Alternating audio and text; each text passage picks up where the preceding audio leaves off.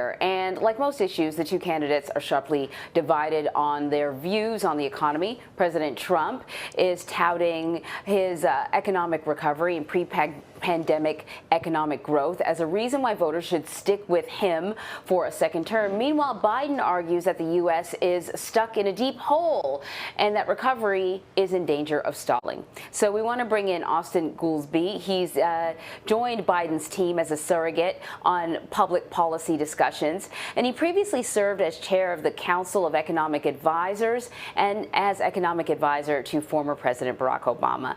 So let's talk about some of the claims from President Trump, claiming that his economy, the economy that his administration created, was the greatest in history before the pandemic hit.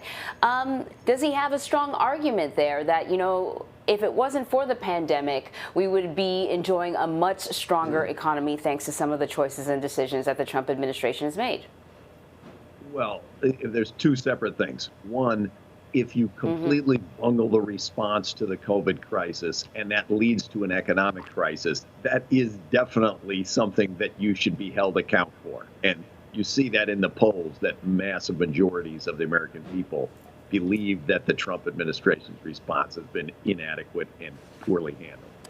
If we want to go back before COVID began, it's worth remembering manufacturing in this country was already in a recession before COVID began because of the president's trade wars and the mismanagement of that side of the house. And the main economic policy that the president enacted was a $2 trillion tax cut for high-income people and big corporations that remains to this day the most unpopular tax cut in the history of American polling, with only 32% of people thinking that it was effective at doing what it was promised to do. So I don't think that President Trump he deserves some modicum of credit for continuing a boom that was two-thirds done before he ever got in office.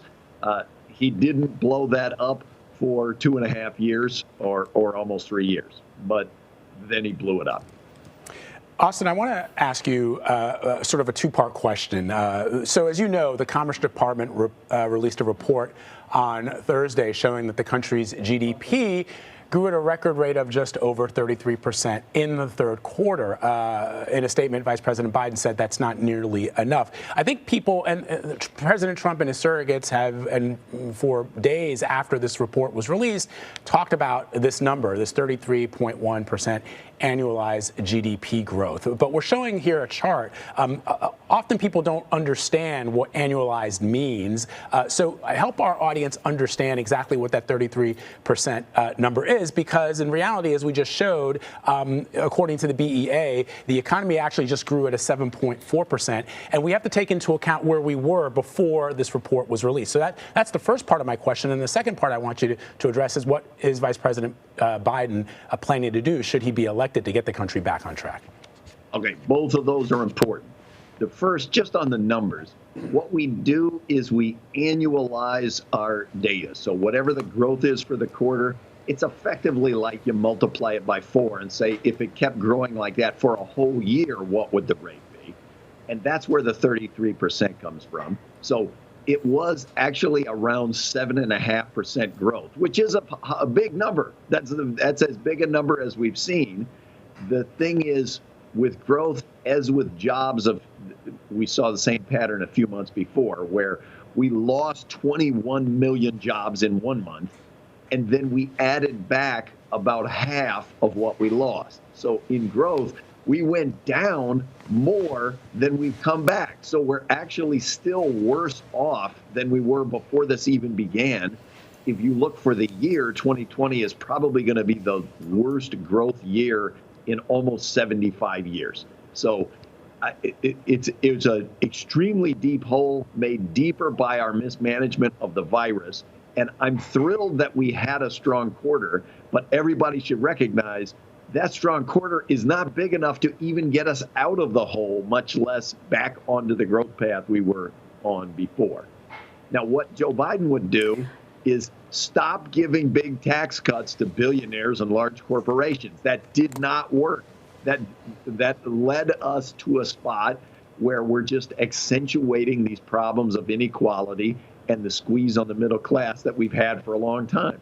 So his investment, what he calls the Build Back Better plan, is about infrastructure and manufacturing, about investing in what he has termed the care economy, which is health care, child care, education spending, so that people can recover and we can go back to doing what we were doing before and more. And then a heavy component on clean energies, the climate, racial equality, et cetera. But I think the biggest philosophical difference is Biden's approach is you should give the relief and the money to people, not to big corporations and not to billionaires. So at a rally in South Florida over the weekend, President Trump continued to push his message that Joe Biden will, in fact, ruin the economy. I want to play some of the sound of what we heard from the president. This election is a choice between a crippling depression or a historic boom. All right, so that was short and sweet, but you know that the president has also talked about Joe Biden raising taxes. I just want you to respond to some of the assertions that the president has made about Joe Biden's policy. You gave us some highlights, but I know you've heard specific things that the president has suggested that Joe Biden would be doing, and I just want you to sort of respond to them directly. Is Joe Biden going to raise my taxes? Well, do you make more than $400,000 a year? If so, yes, he's going to raise your taxes. If not, no, he's promised not to raise your taxes. So I'm going to check with CBS, but if they'll tell me what your salary is. Let us know, Austin. I always say that the first rule, I even call it the Trump policy protocol, is we should not spend more time debating the details of Donald Trump's policy statements than he spent coming up with them. And by the end of this sentence, we've already violated the Trump policy protocol. I mean, it is ironic that Donald Trump is saying this is an election between crippling depression and economic growth, because he is the one who has delivered crippling economic decline. By mismanaging the virus, we have gotten the worst job performance in the history of the United States. We've gotten the worst economic growth in 75 years. And that is why, if you look at the polling, 27% of America thinks we're on the right track. That's it, 27%. I mean, we're in a mess, and we need to get out of the mess. And the way to get out of the mess is not to dive headfirst into the same hole that we already dug.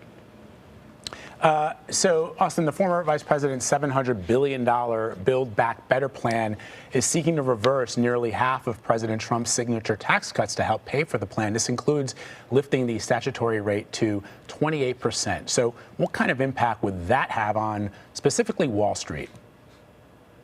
I'm not sure what the impact will be on Wall Street. I don't think that the benefits to the economy from the $2 trillion tax cut the president passed, 83% of which went to the top 1% and big corporations, the benefit of that was not very large in the immediate sense. So I don't think the repealing of those parts of the tax cut that were going to very high-income people will have that negative of an impact.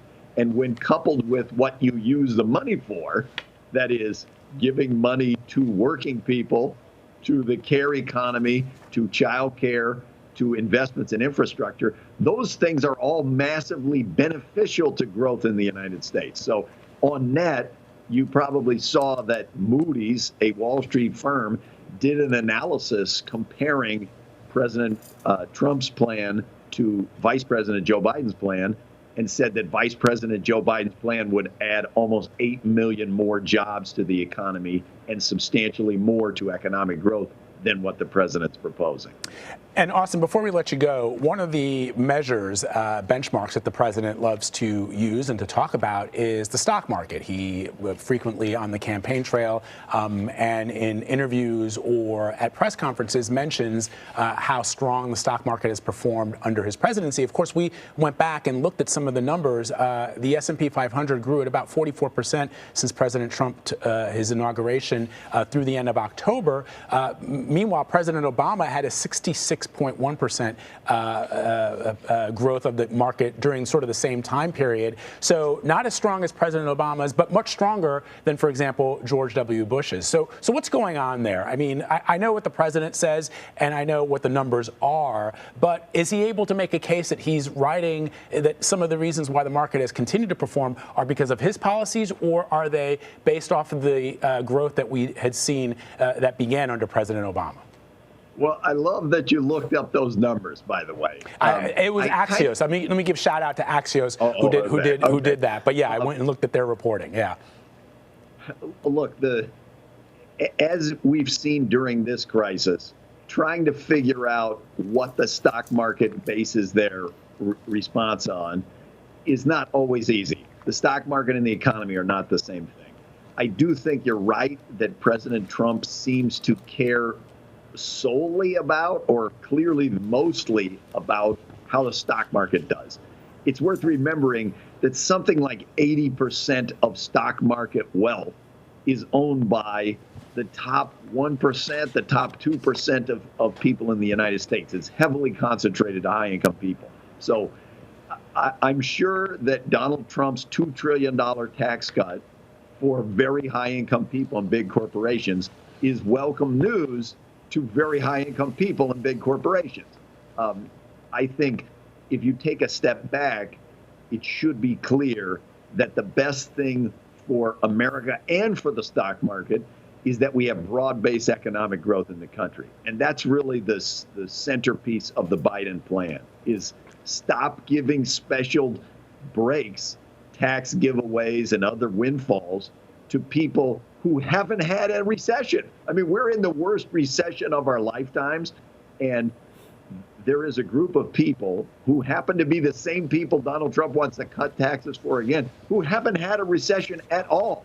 Their wealth of the top 100 billionaires went up $300 billion during this pandemic. So I kind of don't see why the president's focus would continue to be on how that group is doing. All right. Austan Goolsbee, always great to have you. Thank you so much. We appreciate it.